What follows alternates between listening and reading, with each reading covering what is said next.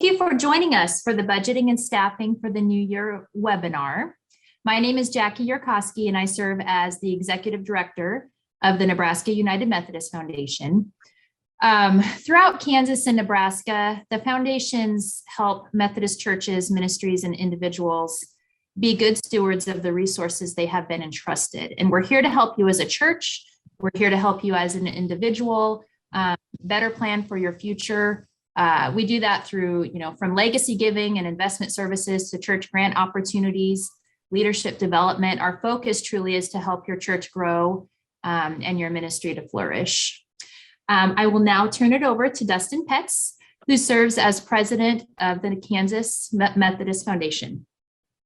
Thank you, Jackie. Welcome, everybody. Let us join together in a time of prayer as we begin. Gracious God, we ask and pray for your blessing to be upon us as leaders and the congregations and ministries that we get to be a part of. Help us to be good stewards of what you've entrusted to us. Help us to be faithful with our work and our effort to prepare and plan well so that we can have growing and impactful ministries, making disciples and transforming the world around us. We pray for the staffs that we're a part of. We pray for our process of discerning how to prepare the resources and be good stewards of what we've been entrusted to make a difference in this coming year and future years. Pour out your Spirit upon us as we learn. In Jesus' name we pray. Amen. The Kansas Methodist Foundation and the Nebraska United Methodist Foundation are excited to host today's presentation as part of our Leadership Development Ministry. We are grateful for the opportunity to have, again, Dr. Lovett Weems and Dr. Michel from the Lewis Center for Church Leadership to share with us new perspectives and practices for a healthy church dialogue related to budgeting and staffing. Dr. Lovett Weems is a distinguished professor of church leadership at Wesley Theological Seminary and senior consultant for Wesley's Lewis Center for Church Leadership. Dr. Michel has served on the staff of the Lewis Center for Church Leadership since 2005. She teaches also at Wesley Theological Seminary in the areas of stewardship and leadership. Dr. Weems and Dr. Michel are authors of the new book, Generosity, Stewardship, and Abundance, a transformational guide to church finances. Lovett and welcome. Thank you so much for being here with us today. We look forward to your presentation. Great. Thank you very much to all of you for being part of this and for the invitation to join you once again for these webinars. We're dealing with budgeting and staffing today. We will spend the first half on budgeting. I'm going to begin with a few comments about budgeting, and then we're going to take a block of time for discussion. And then Ann's going to share some ways to communicate the budget once we have that ready.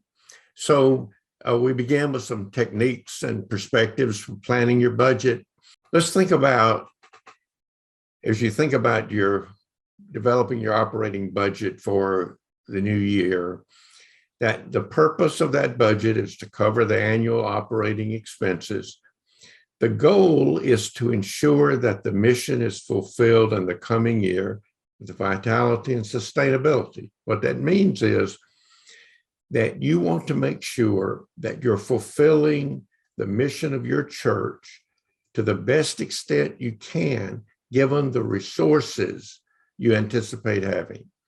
And you want to do it in a way that's sustainable, that you're not making decisions in this year that somehow will make the church vulnerable or undercut of the ministry in years going forward.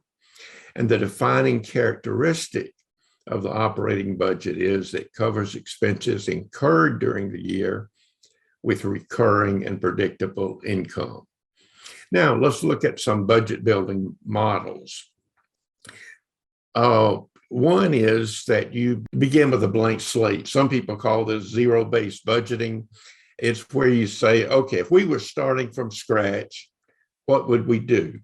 Well, it's seldom used. It's not very effective, quite frankly. The second way is to begin with last year's budget. And that's very common in smaller churches. You just take that budget and you start writing in some new figures based on what you know. The next is to begin with budget request. And that's typically used in mid-size or larger churches where you ask different ministry groups to submit proposals for their expenses for the next year. Another way that's not often used is you begin with income projections. Instead of beginning with the expenses, you project, this is how much we think we're going to have, and then the leadership pulls around trying to say, how best do we use that? And then the next way is you begin with program plans. This is rarely used also. This is where you would start and say, let's do our visioning for next year and let's lay out what God's calling us to do. And then you come back and you put costs with those. But as we'll see in the next slide, rarely is one model alone. As I went over those models, I'm sure there's one of those that is closest to what you're familiar with, but usually you have to draw from others, and there's this dynamic interplay that goes on. Now we're going to look at a slide that shows how you fund that operating budget. Think of those arrows as different streams of income available to meet the expenses you've laid out in your operating budget. There was a time when there would only have been one arrow in most churches, tithes and offerings. But today, most churches have different streams of income. It could be that there's some fees that are paid during the year, maybe wedding fees, or maybe people pay an amount and use your fellowship hall for a birthday party or something. Or there may be rental income where you rent a parking lot or rent some space you're not using. It could be that memorial gifts in your church go to the operating fund, or as some churches have an endowment that provides some income. Sometimes there are bazaars or fundraising appeals. And so you'd see, what are those streams? But the key words are those at the bottom of the slide: recurring and predictable income. You don't want to base your operations, things that are spent and used in 1 year, on income that's not recurring and not predictable. An example of that would be a bequest. You receive $10,000, a member has left you in their will. That's not recurring income. It's certainly not predictable income. There are many good ways to use that. You could put it in your capital or building fund. That's something that has a life longer than 1 year. You maybe have an endowment, or you set it up with the foundation. You could add it to that. So there are ways to use that. Operating budget is not one. Also, you want to avoid, maybe you have some surplus from past years or reserve fund. I hope you do have some kind of reserve fund. That is, using those to plug a deficit year after year is not a sustainable model. You eventually run out of that money. It is appropriate to use that kind of income if it's a real emergency. For instance, the pandemic would be an example, or if a major employer in your community closes down, or a recession, or your largest donor dies in the middle of the year or something. There could be a number of reasons to use it, but not just to plug deficits or to close gaps in there.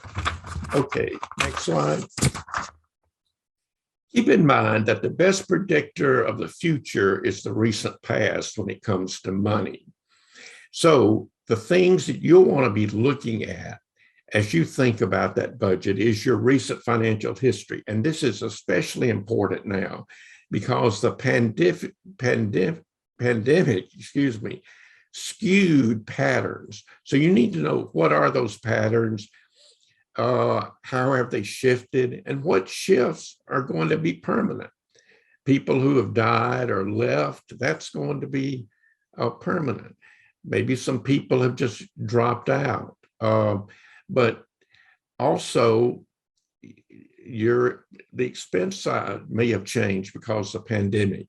There were some things you discovered, we really didn't need that.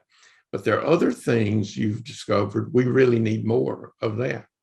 Recent pledging history. Now, many churches use pledges. Don't be surprised if there may be fewer people pledging today. Some say that some are more reluctant to pledge than in the past, but you at least want to know what's coming from that and what difference that makes in the total income you get for the year. Certainly don't ignore those who give who don't pledge and act as if that's not in the equation. Income projections, I've mentioned some of those, like if you have user fees or something, you may not know exactly how many weddings are going to be or something, but you can look at the last 3 years and get a pretty good idea of what would be safe to put in there. And then review and increase income sources. Are there some income sources that with some effort, those could be increased? Or are there some new income sources that you might achieve? Now, let's turn to some questions as we get ready for the discussion time. Here are some challenges that typically come up in budgeting. What's your timeline? When do you begin? When do you end? What are the logical steps? What to do before the process begins? What information needs to be collected? What trends from the last few years do you need to look at? What does everyone need to be aware of? What budgeting method are we going to use? Do we begin with projected income or do we begin with projected expenses? How do budgeting and pledging relate? And what if in our planning, the income and expense don't match? What do we do? How do we work with that? So now let's turn to a time of discussion.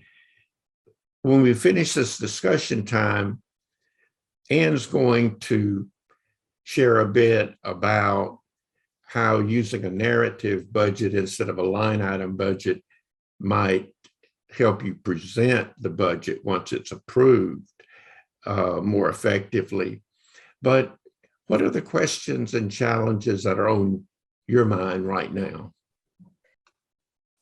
All right, so as Lovett said, I think there's a critical question in how we can communicate most effectively about our budget.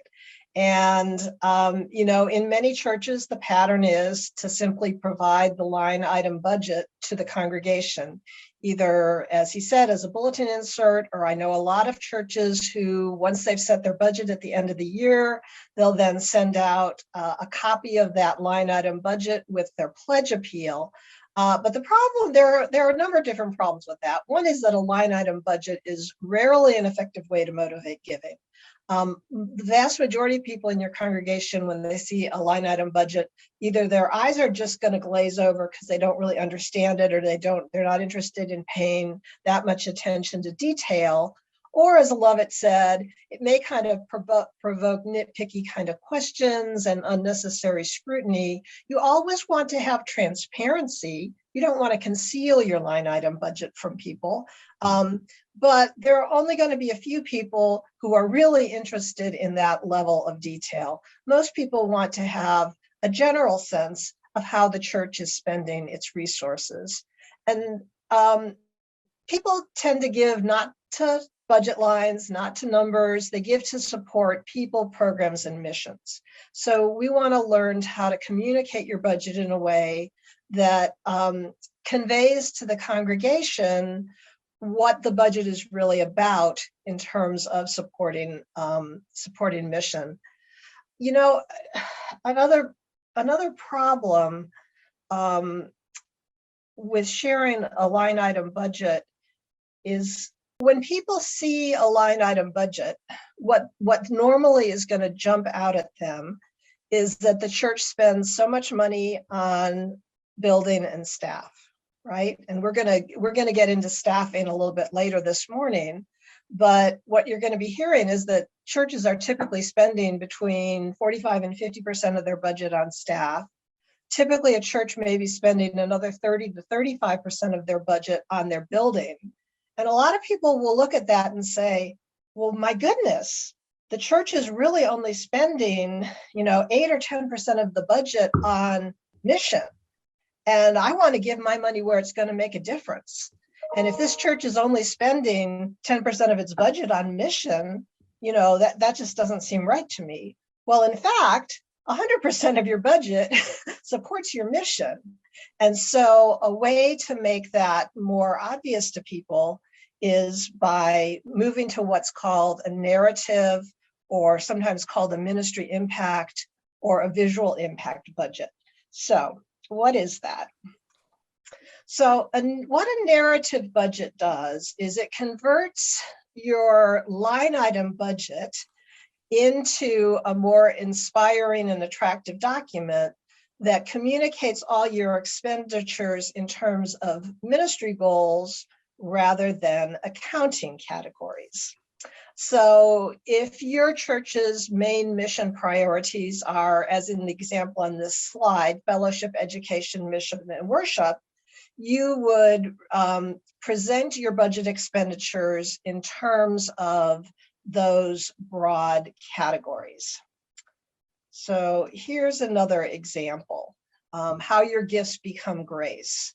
And basically what a narrative budget does is divide up the general expenses in the budget, especially personnel expenses, and allocates them across your major budget priorities so that people get a sense of the missional purposes behind those expenditures. And then it provides information to explain what each of those priorities are. And that's what you see on the right side of the screen is the narrative part of it, where it explains, how money that's being spent on outreach or learning or caring is impacting people. So this is a much more attractive thing for people if they're receiving a pledge letter, perhaps, than just getting a line item budget. But it's also one that really underscores the mission of the church, because people give to mission, they don't give to line items or numbers or budgets.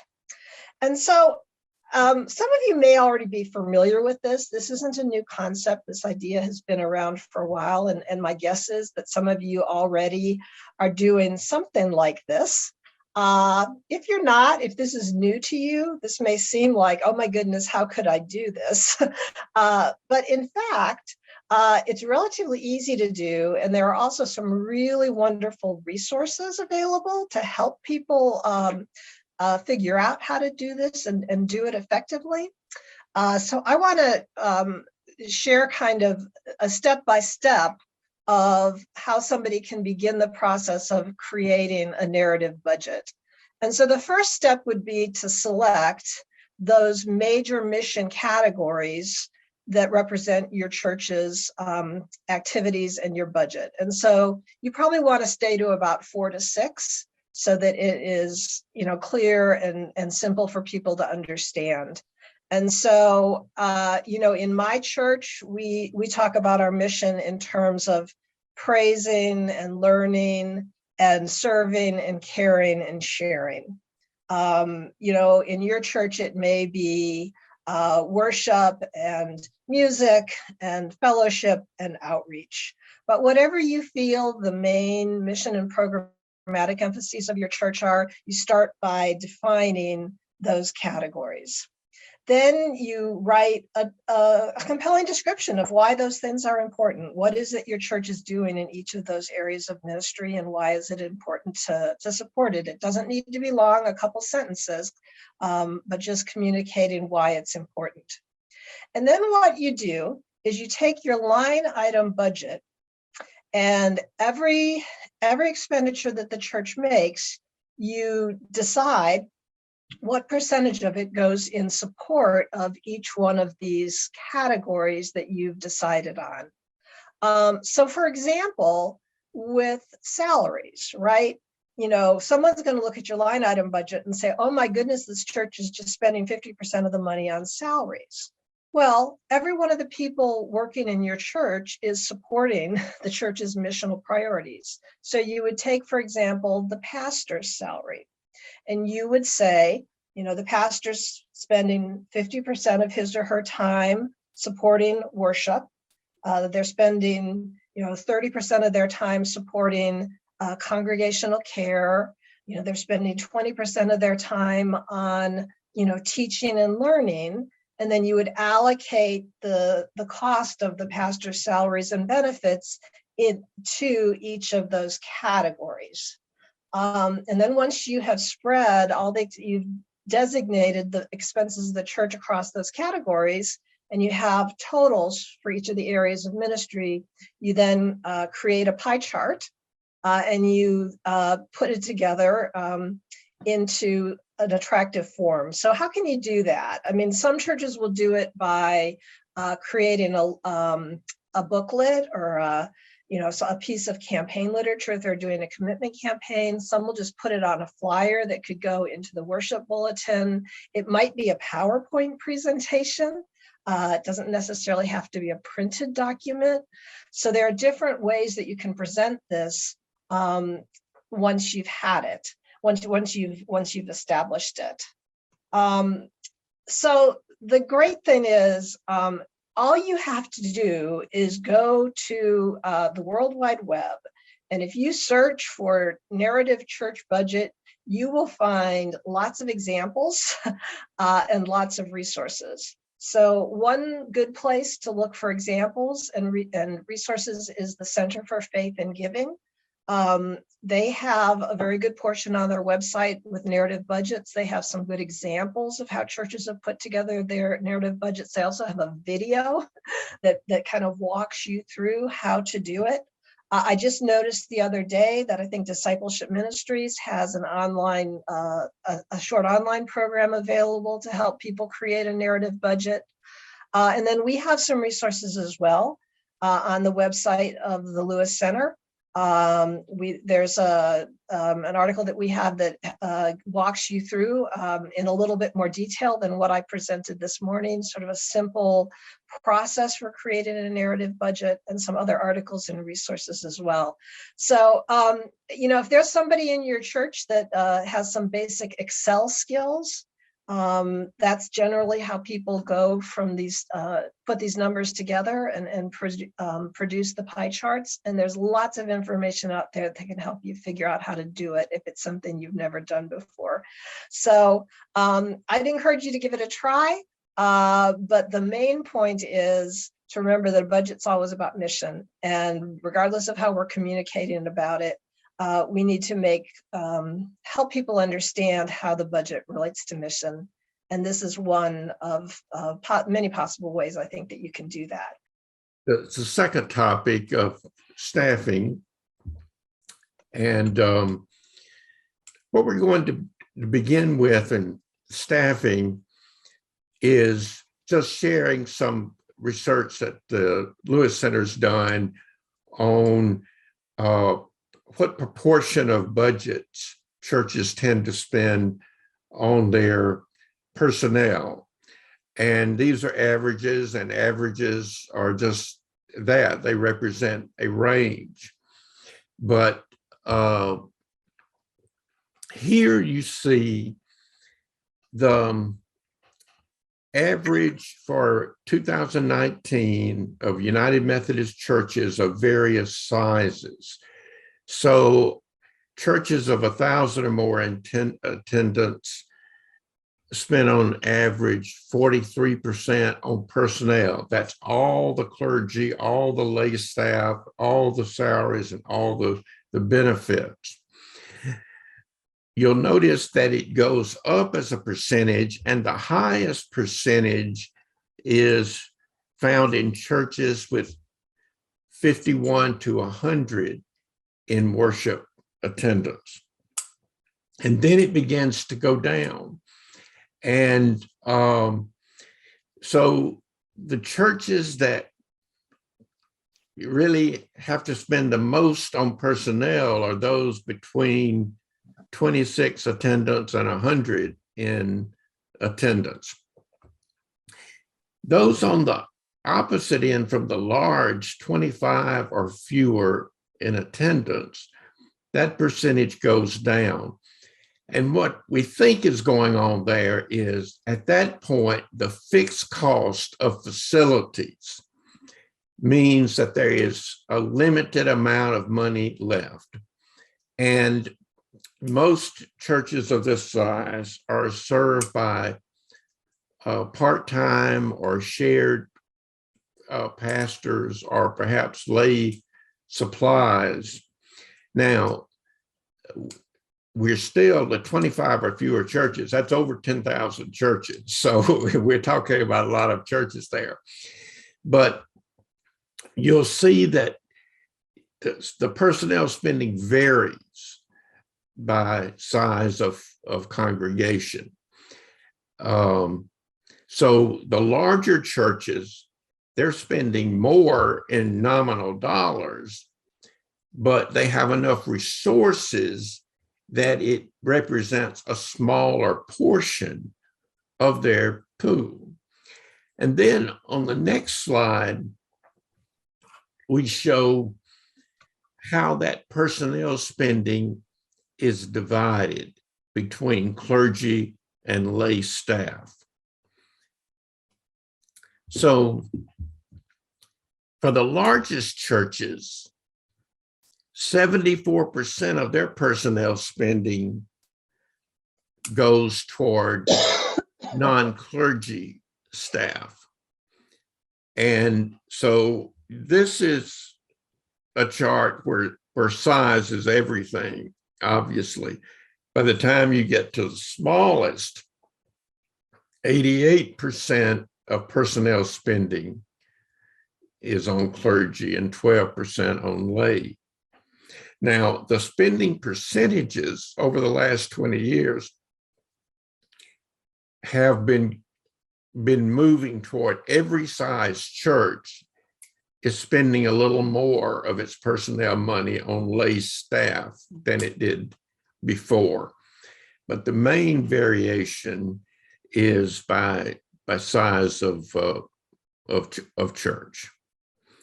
So this is just some background as Ann leads us into our discussion of staffing, and then with questions coming afterward. Yeah. So adding to what Lovett has said about what staffing patterns look like overall in terms of the amount of expenditures and how expenditures are allocated between clergy and lay people, there also seem to be some shifts going on in the typical pattern of staffing. And this information isn't probably quite as specific as what Lovett has provided, which is based on numerical data. This really comes from the work of some major consultants who work with congregations on their staffing issues. But I think that what they have to say kind of rings true to me. And so I wanted to share it with you to kind of give you a sense of what changes might be going on in where churches perceive that they need staff.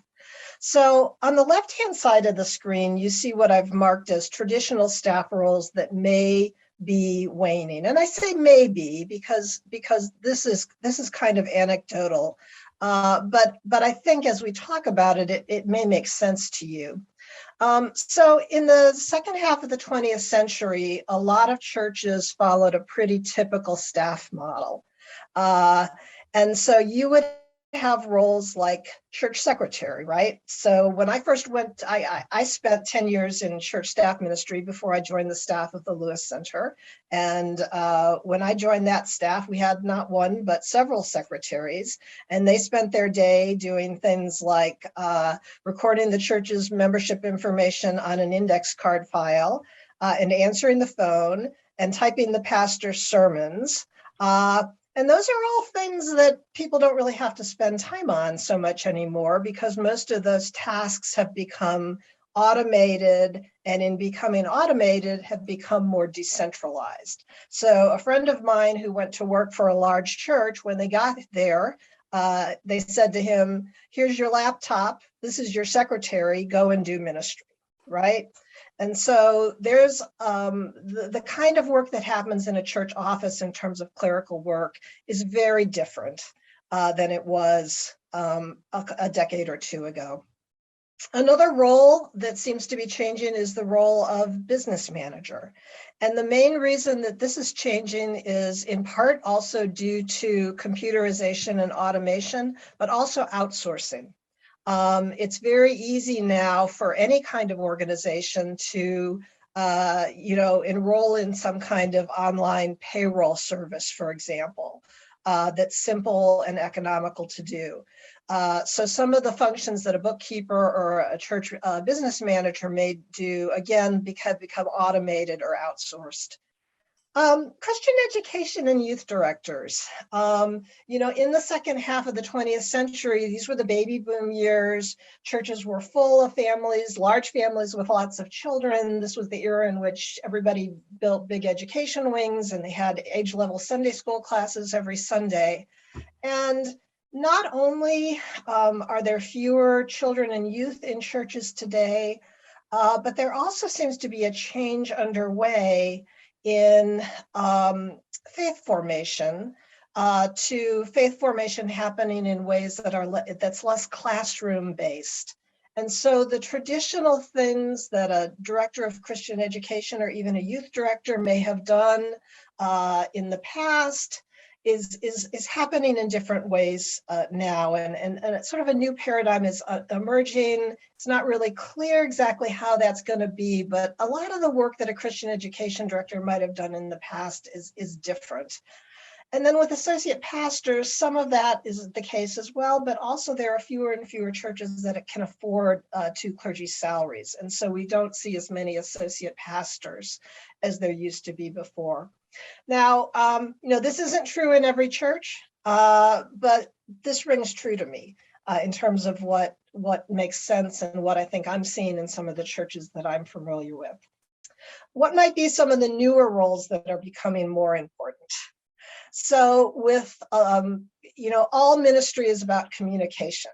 And I think effective churches are really appreciating that, and they're having to put more resources into what it means to communicate effectively, especially what it means to communicate effectively in a digital age. So it's not just that they may need help with communication, but they may need help from people who know how to manage electronic communication. And so that often is a staff need now that churches are confronted with. Worship leadership. As churches have moved to more contemporary worship styles, they may need someone who's a worship leader as opposed to a choir master or an organist, or the paradigm of choral singing seems to be diminishing in churches, but in its place would be someone perhaps who leads the congregation in singing or worship. And then finally, and I think this will ring true to everyone, in this digital age, a lot of congregations, particularly during the pandemic, found that they needed more people to help them with electronic communication. And so they probably were just scrambling in the early days of the pandemic to do what they needed to get online and support online worship. But now that that has become a more regular feature of church life, I know a lot of churches who have felt that they've needed to add some staff resources to support electronic worship, digital worship, and other media needs. So, this is just kind of a thumbnail sketch. It may not be what's happening in your church, but it does kind of ring true to me. And then I also wanted to talk about some of the ways that a church can know if they're overstaffed, essentially, right? Because there are, it's pretty easy, I think, for churches to end up with more staff than they need. Because, a lot of times a need will arise and they think that the way to solve the problem is to hire a staff person. And they often don't really, think it through very well. And then all of a sudden they've got staff and they don't quite know what to do with them, or they've got more staff than they can afford. So I wanted to suggest some questions that you can ask to think about whether a particular staff position is really needed or whether you're overstaffed in general. And the first really key question with any staff position, whether you're adding a new staff position or whether you're thinking about whether a current staff position is still needed, is, can a volunteer reasonably do the job, right? And so when churches first think about hiring staff, it's because a job has become either too large or too specialized to expect that a volunteer could reasonably do it. And this is going to vary a lot depending on church size. In a very small church, it could be totally reasonable to expect that a volunteer would handle things like bookkeeping or childcare or mowing the lawn or whatever.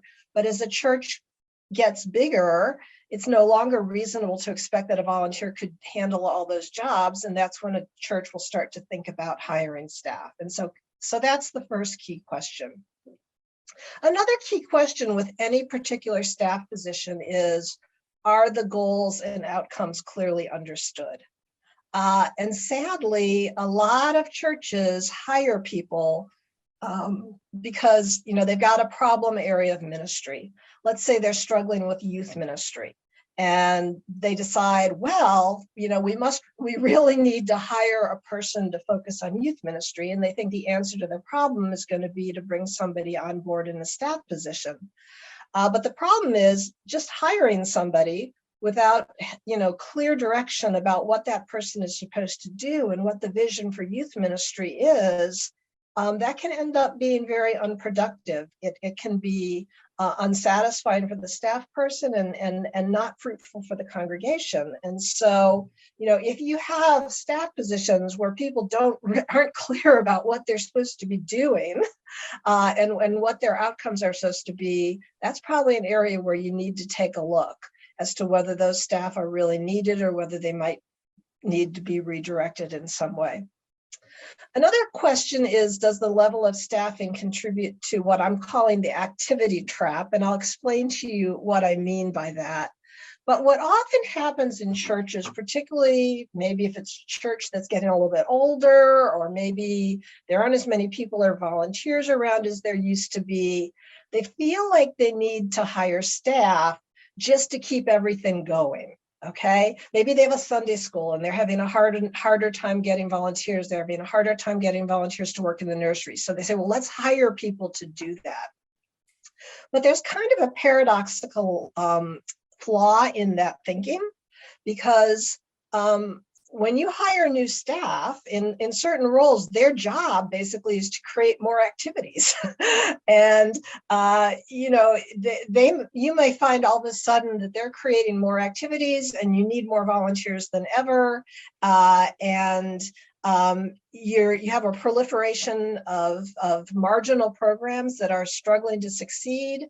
And unless you're adding new people, just adding new staff that are going to just try to keep programs going that you really don't have enough people to support anymore, it can just sort of increase the level of burnout and frustration.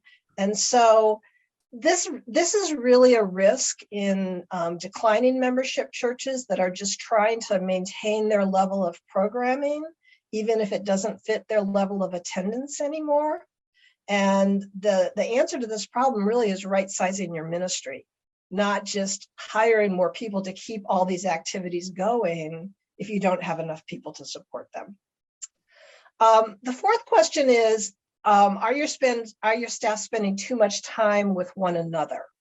Okay.